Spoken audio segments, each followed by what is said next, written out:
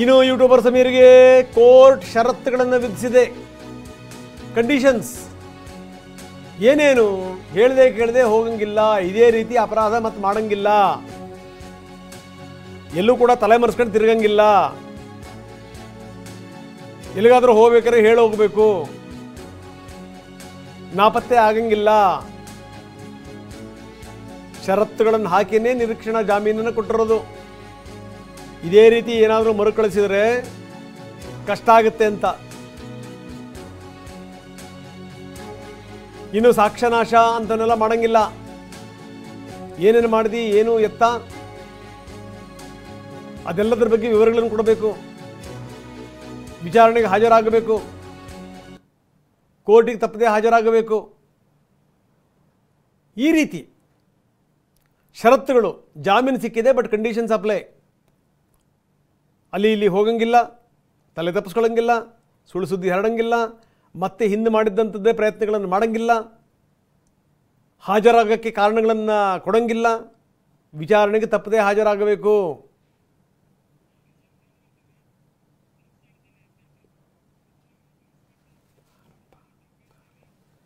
ಇನ್ನು ಈ ಸಮೀರ್ ಬಗ್ಗೆ ಮಾತಾಡಲೇಬೇಕು. ಯಾರೀ ಸಮೀರ್? ಏನಿತ್ತನ ಕಥೆ? ಈತ ಹುಟ್ಟಿದ್ದು ಬಳ್ಳಾರಿನಲ್ಲಿ, ವಿಡಿಯೋ ಮಾಡ್ಕೊಂಡು ತಿರುಗಾಡ್ತಾ ಇದ್ದ.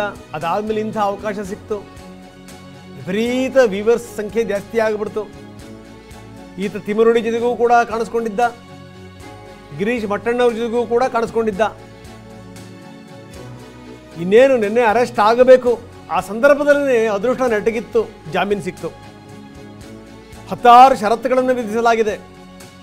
ಎಲ್ಲೂ ಬಿಟ್ಟು ಹೋಗಂಗಿಲ್ಲ, ಎಲ್ಲ ವಿವರಗಳನ್ನು ಕೊಡಬೇಕು, ಎಲ್ಲಾದರೂ ಹೋಗ್ಬೇಕಾದ್ರೆ ತಿಳಿಸೇ ಹೋಗಬೇಕು. ಈತನ ಮೇಲೆ ಹಲವಾರು ಆರೋಪಗಳು ಕೂಡ ಇದೆ. ಈ AI ವಿಡಿಯೋ ಮಾಡಿ ಈತ ಗಲಭೆಗೆ ಪ್ರಚೋದನೆ ಕೊಟ್ಟ ಅನ್ನುವಂಥ ಗುರುತರವಾದಂಥ ಆರೋಪ.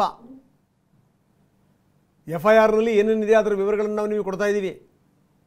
ಯೂಟ್ಯೂಬ್ ಚಾನಲ್ ವಿಡಿಯೋ ಲಿಂಕ್, ಅದರಲ್ಲಿ ವಿಚಾರಗಳು, ಯಾವ ಆಧಾರದ ಮೇಲೆ ನೀನು ಇದನ್ನೆಲ್ಲ ಮಾಡಿದೆಪ್ಪ ಅಂತ. ಅದೊಂದು ಪ್ರಹಸನ ಆಯಿತು. ಇಲ್ಲೆಲ್ಲೋ ಬೆಂಗಳೂರಲ್ಲಿ ಬಂದು ಆತನ ಮನೆ ಸುತ್ತಮುತ್ತ ಪೊಲೀಸರಿದ್ದರು, ಆದರೆ ಈತ ತಪ್ಪಿಸ್ಕೊಂಡು ಹೋಗಿದ್ದ, ಪ್ರತ್ಯಕ್ಷನಾಗಿದ್ದಲ್ಲಿ. ಅರೆಸ್ಟ್ ಆದವನು ಹೆಂಗೆಂಗು ಕೂದಲೆಳೆ ಅಂತರದಲ್ಲಿ ಬಚಾವಾದ. ಕೋರ್ಟ್ ಜಾಮೀನು ಕೊಟ್ಟುಬಿಡ್ತು. ಆದರೆ ಹಲವಾರು ಷರತ್ತುಗಳನ್ನು ವಿಧಿಸಲಾಗಿದೆ. ಇವತ್ತು ಅವನ ವಿಚಾರಣೆ. ಈ ವಿಚಾರಣೆಗೂ ಕೂಡ ಪೊಲೀಸರು ಸಜ್ಜಾಗಿದ್ದಾರೆ, SIT ಅಧಿಕಾರಿಗಳು ಸಜ್ಜಾಗಿದ್ದಾರೆ. ಯಾವ್ಯಾವ ವಿಚಾರಗಳನ್ನು ಇಟ್ಕೊಂಡು ಯಾವ್ಯಾವ ಆಧಾರಗಳ ಮೇಲೆ ನೀನು ವಿಡಿಯೋ ಮಾಡಿದೆಪ್ಪ ಅಂತ ಕೇಳ್ತಾರೆ ಅಧಿಕಾರಿಗಳು.